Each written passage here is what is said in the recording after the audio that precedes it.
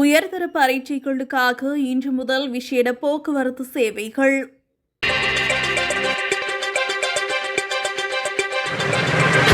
கல்வி பொதுத்தராதர உயர்தர பரீட்சைக்கு தோற்றும் பரீட்சார்த்திகளின் வசதிக்காக இன்று முதல் விசேட போக்குவரத்து சேவைகள் முன்னெடுக்கப்படவுள்ளன.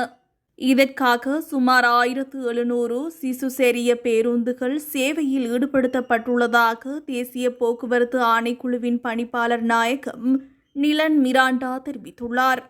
இதேவேளை உயர்தர பரீட்சை நிறைவடையும் வரை பாடசாலை பேருந்து சேவைகளுக்கு முன்னுரிமை அளிக்கப்படும் என இலங்கை போக்குவரத்து சபை அறிவித்துள்ளதுடன் பரீட்சை காலத்தில் பாடசாலை பேருந்து சேவைகளை எவ்வித தடையுமின்றி தொடர்ச்சியாக இயக்குவதை உறுதி செய்யுமாறு அதிகாரிகளுக்கு அறிவுறுத்தல்கள் வழங்கப்பட்டுள்ளன.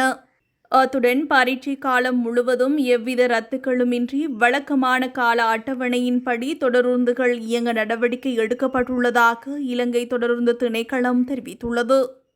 மேலும் சனிக்கிழமைகளில் திட்டமிடப்பட்டிருந்த தொடருந்து பாதை பராமரிப்பு பணிகள் பரீட்சை காலத்தில் தற்காலிகமாக இடைநிறுத்தப்பட்டுள்ளன.